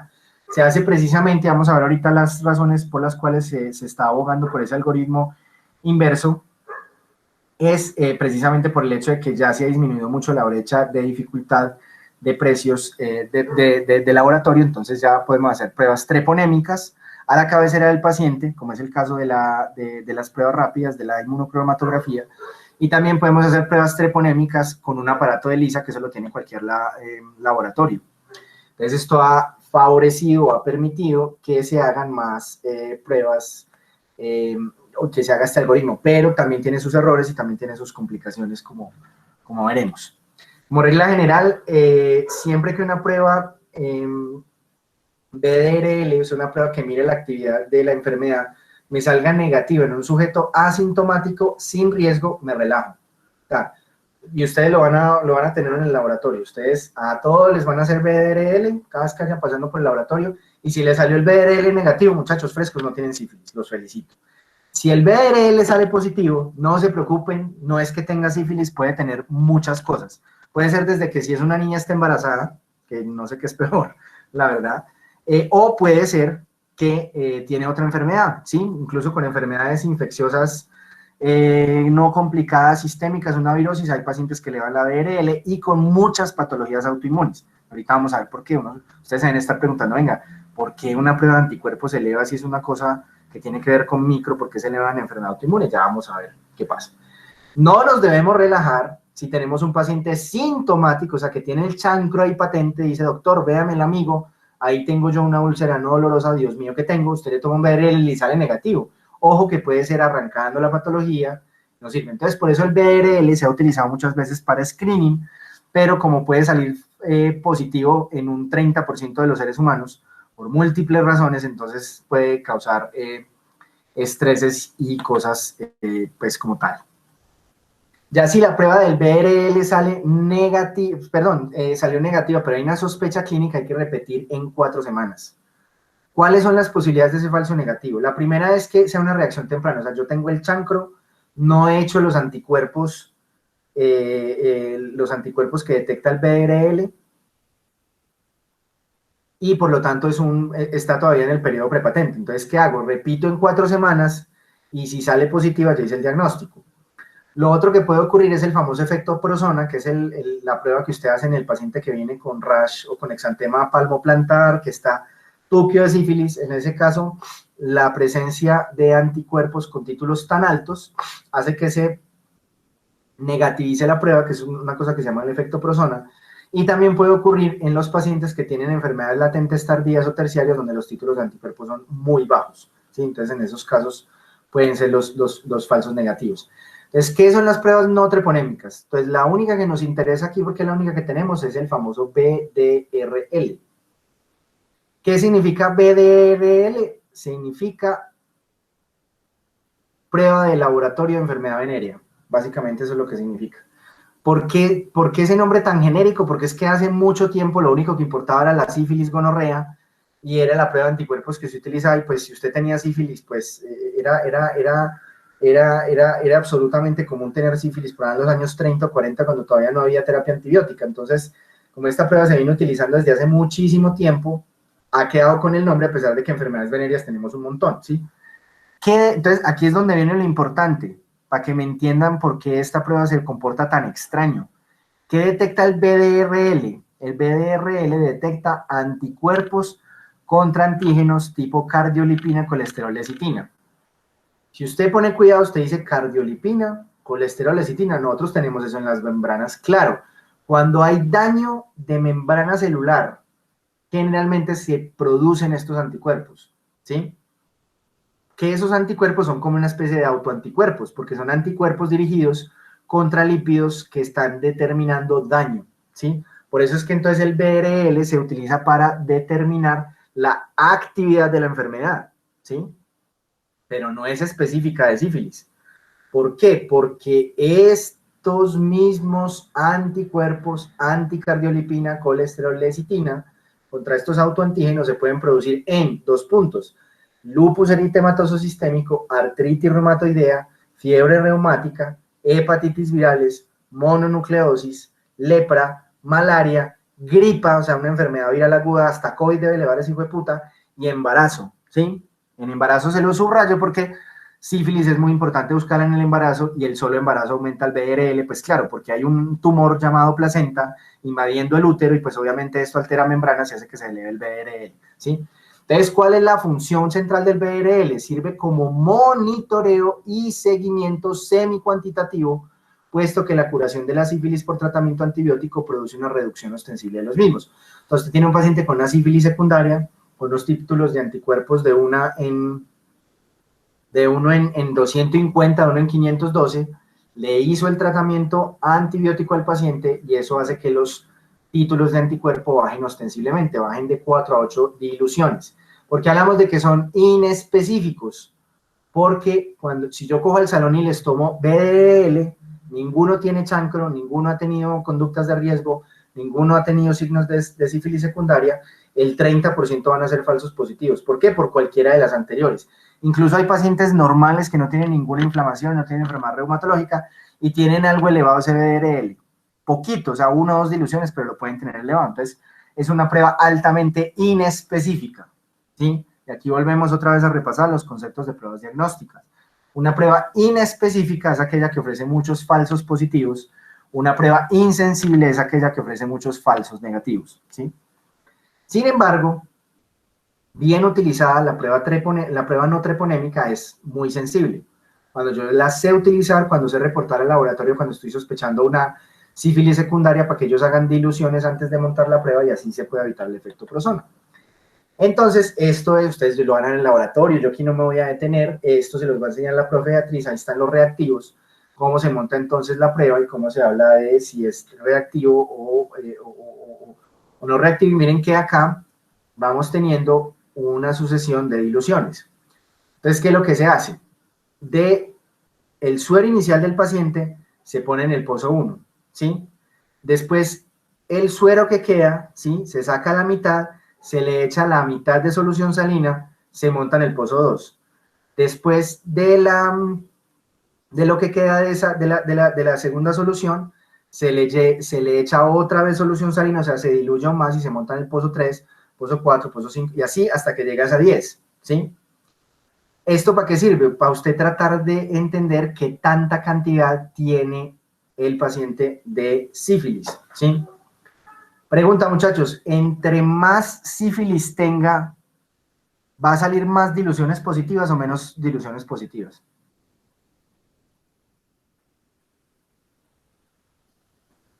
Muy bien, María Camila, y por despiértate. Muy bien, Sofía. Bueno, ustedes tres pues se ganaron ahí la décima. Bueno, no, ya demasiado. Los dos primeros ganaron décimas. Más diluciones, claro, entre yo más lo voy diluyendo, quiere decir que todavía siguen habiendo anticuerpos anticardiolipina, colesterol, lecitina, ¿sí? Entonces, eso es importante porque muchas veces los pacientes que tienen esos falsos positivos me va a dar simplemente positividad en la primera o segunda dilución. Pues por eso es que uno habla de un BRL, nunca te va a decir los niveles de anticuerpos son 130 unidades por mililitro, no. Te va a decir el reactivo en 1 en 2, 1 en 4, 1 en 8, 1 en 16, 1 en 32, en 64, 128, 512, 1024, 2000, creo que hasta ahí puede llegar máximo, ¿sí? Y entre más diluida esté la muestra y todavía salga positiva, quiere decir que ese paciente tenía mucha más sífilis. ¿Cuál es el gran problema, muchachos, con la sífilis secundaria? Que los pacientes están tan llenos de esos anticuerpos que precipitan los reactivos y la prueba sale no reactiva. Entonces, por eso es bueno cuando uno tiene un paciente con sífilis secundaria, advertir al paciente, tengo un paciente con rash generalizado, alta sospecha de sífilis secundaria, favor evitar efecto Prosona. ¿Qué se hace en el efecto Prosona? La laboratorista lo que hace es que hace una dilución de los anticuerpos, o sea, de la muestra del paciente del suero, lo diluye 2 veces antes de montarlo en la prueba. Así hace que la cantidad de anticuerpos disminuya, no precipiten los reactivos y no se produzca el efecto Prosona, ¿sí? Entonces, miren, muchachos, aquí está el rendimiento de algunas de las pruebas. Esta tabla la vamos a ver varias veces. Entonces, miren que el rendimiento del BDRL, siempre y cuando advirtamos en la sífilis secundaria que puede haber efecto Prosona, miren que la sensibilidad es del 100%, ¿sí? O sea, si un paciente con rash maculopapular generalizado, yo mando prueba de BDRL al laboratorio, me hacen diluciones para evitar Prosona y esa prueba salió negativa, olvídese que ese paciente tiene sífilis. Búsquele VIH, búsquele algún otro exantema viral, búsquele cualquier otra cosa, ese paciente no tiene sífilis, ¿sí? Y miren también cómo disminuye la sensibilidad de la prueba, incluso hasta rangos peligrosos de un 30% de falsos negativos. En la sífilis primaria, por eso hay que repetirla a las 4 semanas. O sea, si usted un chancro le salió BRL negativo y no tiene prueba rápida treponémica, repítale la prueba otra vez a las 4 semanas. Y de igual forma en los pacientes con sífilis, con latencia tardía, realmente en los pacientes con sífilis tardía uno lo que quiere es diagnosticar la neurosífilis, y ustedes van a ver ahí en el artículo de UpToDate cómo se debe hacer el BDRL y el FTABS, o la prueba treponémica en líquido cefalorraquídeo. Ahí ya lo que importa es mirar que esa mierda no está en sistema nervioso, no tanto hacer el diagnóstico sistémico del paciente, ¿sí? Y miren ustedes cómo mejoramos ostensiblemente la sensibilidad del diagnóstico cuando hacemos una prueba treponémica, que es esta de CLIA o por el inmunoensayo ELISA. Miren ustedes cómo la sensibilidad en sífilis primaria es del 97% y en sífilis tardía sigue siendo muy alta, del 94%. Esto se da gracias a que, recuerden que el periodo de incubación de los pacientes, de los chancros, generalmente es de 10 a 90 días. Entonces, generalmente cuando el paciente ya tiene el chancro, que lo ve, que ese chancro va creciendo despacito, el paciente casi que siempre va a tener anticuerpos ya contra treponema pálido. Ahí alguien debe estar preguntando, pero venga, profe, usted no había hablado pues que los anticuerpos no sirven para nada. Sí, claro. Acuérdense que los detritos, es como todos. Usted tiene una población de personas que las pone a correr maratón y algunas se van cansando y se van cayendo. Entonces, las mismas bacterias, cuando hacen sus ciclos de reproducción, algunas no sobreviven. Algunas, a pesar de que tienen una baja cantidad de antígenos, son fagocitadas por macrófagos y esos antígenos terminan presentándose de forma expedita en los ganglios linfáticos. Entonces, los linfocitos T y los linfocitos B van a hacer una respuesta inmunológica que no sirve para un carajo, no sirve para controlar la enfermedad, pero nos permite a nosotros hacer el diagnóstico por la detección de inmunoglobulina G específica contra antígenos de treponema pálido. ¿Cuál es, de hecho, el antígeno al cual está dirigido? Esas porinas que yo les mostré de la pared, de la envoltura, perdón, de la bacteria, que es lo único proteico que tiene así en la envoltura. Entonces, ahora sí, las pruebas treponémicas. Hay una prueba que es la famosa prueba de absorción de anticuerpos fluorescentes, que es el FTABS. Esto ya casi no se hace. Se puede hacer y, de hecho, cuando uno le falla una prueba treponémica y sigue sospechando que el paciente tiene sífilis, pides hacer una FTABS o una quimioluminiscencia. ¿Qué es lo que nosotros tenemos acá? Lo que más tenemos son pruebas rápidas, ¿sí? Pero las pruebas rápidas tienen una sensibilidad menor que las pruebas, que la FTABS y que las pruebas por inmunoensayo. Ahí es donde está el gran fallo, y eso creo que es lo que explica también por qué estamos teniendo mucha más sífilis gestacional y estamos viendo errores diagnósticos en esto. Es precisamente porque el inserto dice que la sensibilidad es por encima del 95%, pero en la práctica se ha demostrado que estas pruebas no son tan sensibles. Estoy hablando de la prueba que parece prueba de embarazo. Ya en los laboratorios de referencia, en los hospitales grandes, usted ya puede montar ELISAs que detectan inmunoglobulina G contra treponema pálido. ¿Cuál es el tema? Esto deja cicatriz inmune. O sea, cuando usted tiene una IgG positiva para treponema pálido, usted ya sabe que eso va a quedar de por vida. Entonces, por ejemplo, para seguir a las trabajadoras sexuales o los trabajadores sexuales, esos pacientes generalmente por descuidados cuando estaban jóvenes les dio sífilis. Ya vimos que la prevalencia de sífilis en los trabajadores y trabajadoras sexuales es del 10%. Entonces, cuando ustedes de pronto estén en su pueblo y tengan un programa de salud pública con las trabajadoras sexuales, que se les hace educación, se les hace talleres periódicos de ETS, y se les hacen además pruebas periódicas, usted ya sabe que la trabajadora sexual pues no la va a seguir con una prueba treponémica, esa ya quedó forever positiva, usted ya lo que tiene que seguir es la actividad de la enfermedad. Entonces la paciente volvió a elevar el BDRL, ay, te volvieron a pringar, toma tu penicilina, bajó el BDRL, me relajo, ya curé a la paciente. Entonces estas son cualitativas, solamente dicen sí o no, o sea, ¿usted tuvo sífilis o no tuvo sífilis? ¿Usted estuvo expuesto a sífilis o no estuvo a sífilis? No sirven para el seguimiento, entonces no se vayan a dejar engañar. También lo otro con el BDRL, por estos días me contaron un caso clínico en un pueblo que no voy a decir dónde, hicieron un BDRL a una mujer embarazada y lo reportaron como positivo, eso no sirve para un culo. Yo necesito que el BDRL me diga en cuántas diluciones está para saber con la penicilina cuántas diluciones me tiene que bajar y si estoy o no en metas. La más escalable de todas es por ELISA, o sea, yo si tengo un laboratorio de referencia puedo hacer cientos de pruebas al día de ELISA, porque es en una máquina, pues, en un fotómetro que mide estas placas de 96 pozos. Entonces, pues, obviamente ha mejorado mucho el tema. Ya se ha introducido también las pruebas rápidas, pero estas generalmente, como ya les dije, tienen algunas dificultades. Estos serían los inmunensarios, por ejemplo, por ELISA, que detectan anticuerpos específicos contra treponema pallidum y monoglobulina G. Son súper fáciles de montar, o sea, si en bacteriología saben montar cualquier química sanguínea para detectar cualquier hormona, montan esto. Entonces realmente disminuye los errores diagnósticos porque no es tan operador dependiente. Y este es el que tenemos, que es la famosa prueba rápida de sífilis. Si sales 2 rayitas, felicidades, tienes sífilis. Pero el problema, vuelvo y repito, es que estas berracas tienen una sensibilidad menor que la prueba de ELISA. Y el problema es que estas son las que estamos utilizando en los pueblos. Entonces, muchas veces no somos capaces de detectar a veces si el paciente la enfermedad está arrancando, si hubo algún error en la interpretación, porque esto operador dependiente, usted dice, esa rayita es dudosa, si es sí, porque aquí está franco, uno dice, hay 2 rayas, pero muchas veces esas pruebas es como una banda débil, entonces esa banda débil la reporto, no la reporto, estoy en una vereda en la PM con quinta, si la reporto la paciente tiene que bajar y hacerse ecografías o le pongo ya la penicilina, esto dificulta un poquito las cosas. Estas pruebas rápidas o point of care, o en punto de cuidado, que ya algunos de pronto le han hecho de estas pruebas, por ejemplo en COVID, el resultado es en 20 minutos, son pruebas treponémicas que detectan anticuerpos inmunoglobulina G específicos. Miren ustedes, muchachos, la sensibilidad es del 80%, ¿sí? Y la especificidad también puede ser baja porque puede hacer reacciones cruzadas contra otros treponemas. Acuérdense que no son los únicos espiroquetas que existen, está también Leptospira borrelia, que aquí pues no es tan importante borrelia. Y generalmente lo que sí es una gran ventaja es que el periodo prepatente, o sea, la posibilidad de positividad, es mucho más corto ese periodo prepatente que el BDRL. Por eso es que el BDRL en el chancro sale negativo. El paciente tiene el chancro, le manda el BDRL, no, fresco, relájate que no tenés sífilis, error garrafal. Ahí es mejor hacer prueba rápida.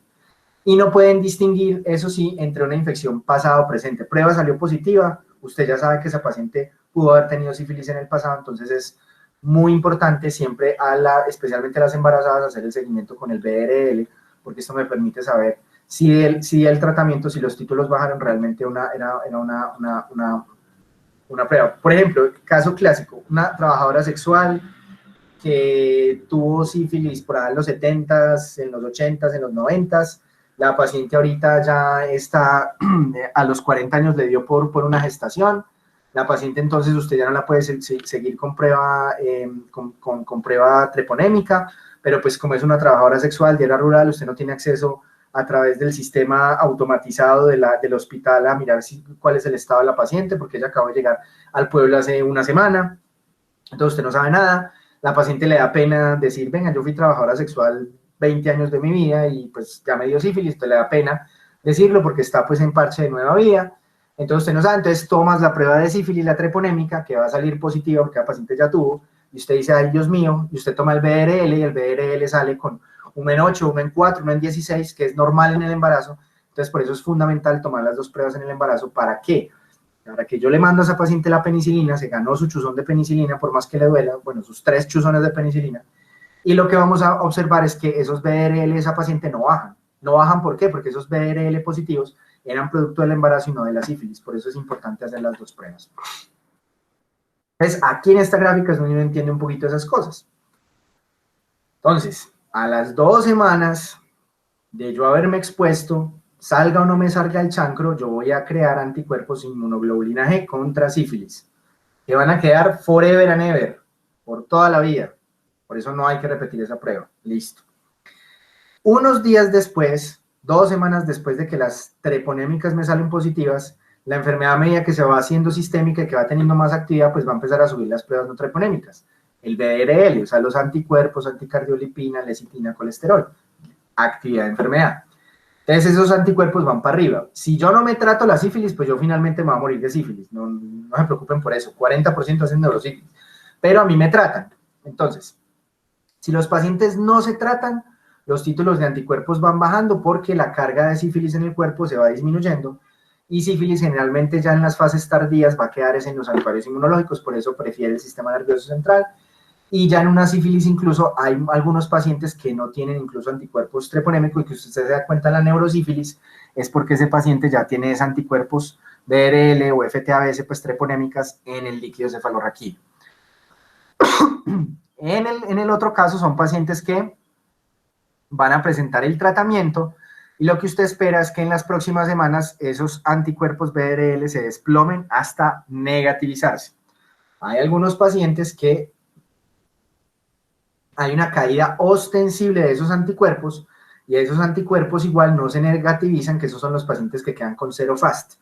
Zero fast quiere decir que quedan con los anticuerpos positivos BRL, pero en diluciones muy bajas, y eso hay que tenerlo presente si el paciente tiene historia de esto, porque permiten entrar en errores y decir que es una sífilis resistente a la penicilina, eso no existe. ¿Cómo se sospecha el zero fast y cuál es lo que lo explica? Eso lo van a leer ustedes en el artículo que les envié sobre pruebas diagnósticas en sífilis. Entonces aquí es donde tenemos los dos posibles algoritmos. El algoritmo tradicional que fue el que me enseñaron a mí cuando estaba chiquito. Usted arranca primero por un BDRL, si sale negativo no trate, pero acuérdense que aquí hay muchos falsos negativos en los pacientes con sífilis terciario, sífilis primaria apenas arrancando, sífilis secundaria llenos de anticuerpos. Entonces aquí hay algunos factores de error que hay que tener presentes. Si sale positivo, usted ya hace una prueba treponémica, que antes se hacía el FTABS, ahorita se hace por hemaglutinación, o la prueba rápida, o la prueba de ELISA, y si sale positivo se trata, ¿sí? Entonces, este algoritmo es el tradicional porque hace la prueba confirmatoria, y si yo tengo un paciente con sospecha, con enfermedad, BRL positivo, y esta prueba confirmatoria salía negativa, yo ya tenía que pensar qué otra enfermedad infecciosa de la lista que vimos, o qué enfermedad reumatológica tiene ese paciente para explicar sus hallazgos. Lo que ya se está haciendo ahorita es más la prueba la prueba treponémica, que tiene más sensibilidad en sífilis primaria y por eso es que se está enviando y además pues es más consistente en sus resultados. El problema, como vimos, es que ya queda anulada si sale positiva para siempre. Sale negativa, no se trata a la paciente, y sale positiva, ya vive historia de tratamiento previo, no, de una vez se trata. Y esto es lo que favorece precisamente el esquema de diagnóstico con la mujer embarazada, y eso es lo que hacen en las brigadas. Se van a la vereda donde están pacientes que jamás van a ir al pueblo, sino nomás a tener el bebé, les hacen la prueba rápida, les salió positiva para sífilis, de una vez chuzón de penicilina, sin ponerse a huevonear con BRLs ni cosas.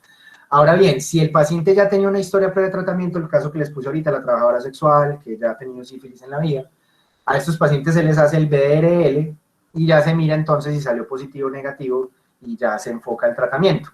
No estamos diciendo que en este algoritmo no se debe hacer el BRL, es importante, pero no debe ser el BRL el mecanismo para desencadenar el tratamiento, ¿sí?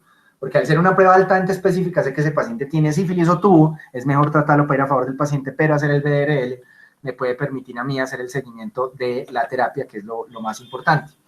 Entonces, ¿por qué se está favoreciendo el algoritmo inverso? Debido a que las pruebas treponémicas tienen un periodo prepatente menor, tienen una alta sensibilidad, van a captar a la mayoría de los pacientes con sífilis. Esto es cierto para la prueba de ELISA.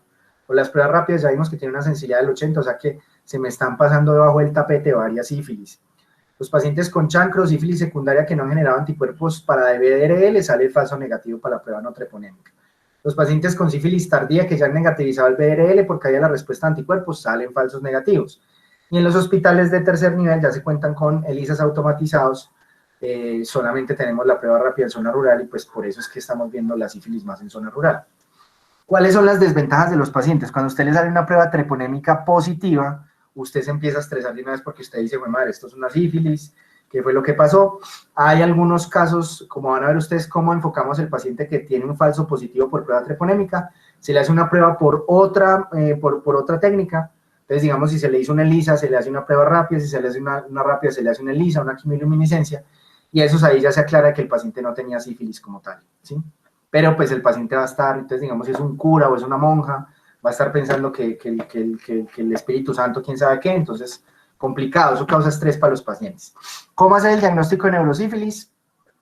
Paciente con cuadro neurológico compatible, que presente una prueba treponémica positiva. Acuérdense que el paciente con neurosífilis lleva con eso probablemente décadas o años. Entonces, si usted de entrada le va a hacer un BRL en suero, ahí la vas a perder el año. Entonces, lo que haces es, le haces una prueba treponémica, y si sale positiva, porque los anticuerpos nunca se negativizan, porque ya la enfermedad no tiene actividad sistémica, sino solo en el sistema nervioso, le sale la prueba positiva, ya se tiene que hacer una punción lumbar, ¿sí? Que por eso es finito que me acuerde para mostrarles lo chévere de la prueba del artículo de la doctora Daniela Duque de la serie de casos de neurosífilis.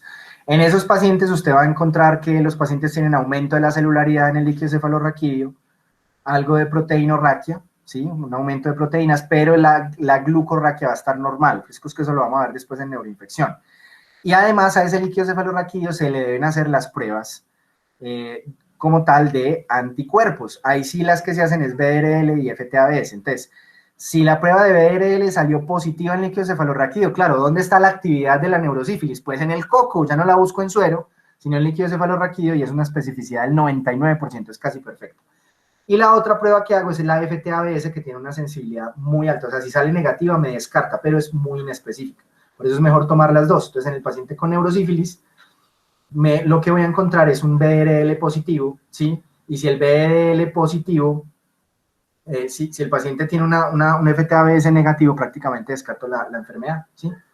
Esto está muy bien allá en el paciente, tanto en el artículo de UpToDate como en el artículo del Nature Disease Primer, y es importante tenerlo presente para cuando veamos la parte de neuroinfecciones, ¿sí? ¿Por qué, muchachos? Porque es que la neurosífilis es mamada de tratar, se trata con penicilina, que eso lo hay en todas las farmacias del país. Obviamente sí toca con penicilina cristalina, no con la que le ponen uno en la nalga. Entonces hay que hospitalizar al paciente y hacerle la prueba como tal al mismo. ¿Listo?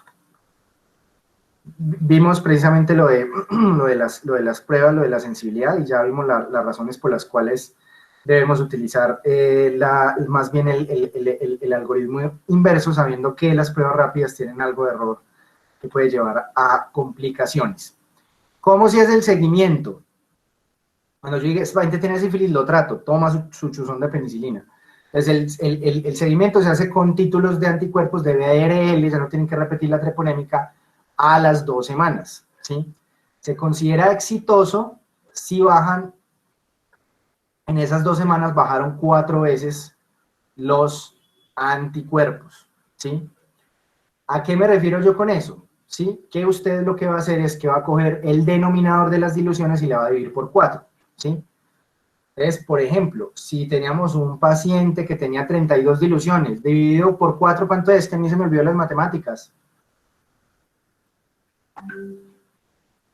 8, muy bien, John Edward. Entonces, entonces, yo me tengo que fijar la meta. En el momento en que le voy a chuzar la nalga al paciente, ese paciente tiene 32 diluciones, o tiene 64 diluciones, o tiene 128.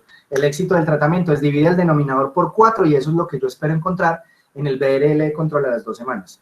Obviamente les voy a poner casos clínicos con eso, y usted tiene que coger en la cabeza y decir 64 dividido tanto, tiene que hacerlo, tiene que saber cómo es esa escala, y tienen que saber las metas claras con los pacientes, porque, muchachos, se los digo la verdad, estoy mamado de ver que nos comenta, por ejemplo, nuestros profes de gineco, por ejemplo, el doctor Ramos, de muchachos jóvenes rurales embalados porque no supieron enfocar bien una sífilis.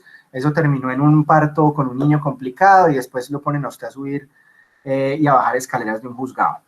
Entonces, ya en la neurosífilis, el control neurológico es cada 6 meses, y es control neurológico clínico más el análisis del citoquímico. Ya no importa tanto la negativización de anticuerpos, sino el comportamiento del líquido cefalorraquídeo en el contexto de la neurosífilis. Esto igual nos lo va a comentar un poquito la doctora Daniela Duque cuando veamos el curso con ella de neuroinfecciones. Listo. ¿Cómo es la sífilis? ¿Cómo es el tratamiento de la sífilis? Habíamos hablado de sífilis temprana y sífilis tardía. La sífilis temprana es toda chancro, sífilis secundaria y sífilis latente temprana. ¿Qué se utiliza? Se utiliza una dosis de penicilina benzatínica en la penicilina G, se pone una sola dosis en la nalga o se ponen dosis de penicilina procaínica, dosis diarias por 10 a 14 días, pero ¿quién se aguanta un chuzón en la nalga diario durante 14 días? Nadie. Entonces generalmente lo que se hace es proteína penicilina benzatínica. Y si no se puede utilizar una penicilina benzatínica, acá son tan estrictos en eso que dicen, si la paciente tiene alergias graves a la penicilina, remítala al alergólogo, que el alergólogo le haga desensibilización a la penicilina y después pónganle la penicilina benzatínica con un anestesiólogo al lado y listo. La opción que se podría es doxiciclina oral o ceftriaxona intramuscular, teniendo en cuenta que las cefalosporinas tienen menos reacciones cruzadas con penicilina. Ya en la sífilis tardías, que van a ser la mayoría, en esta se debe poner dosis semanal de benzatínica durante 3 semanas. Por eso, en el chancro, una sola dosis de penicilina y sale. Cuando yo no sé cuánto tiempo lleva el paciente con esa sífilis, ahí sí es mejor curarse en salud y ponerle las 3. O sea, usted se casa con ese paciente durante un mes, cada semana lo tiene que traer para que le pongan la penicilina en la nalga, y ahí después de que acabó el tratamiento, tómenlas, a las 2 semanas de iniciado el tratamiento, mire cómo va el descenso de las diluciones del BRL y listo. Y obviamente ya la sífilis congénita es mejor tratarla con penicilina acuosa y el paciente debe estar hospitalizado y es importante pues tenerlo presente allí. Ten en cuenta que en la mujer embarazada, como la doxiciclina no se puede utilizar, toca necesariamente que desensibilizar a penicilina porque las tetraciclinas están contraindicadas en el embarazo. Hay que tener eso absolutamente presente. ¿Listo, muchachos? ¿Preguntas hasta acá? Aquí, obviamente, pues puedes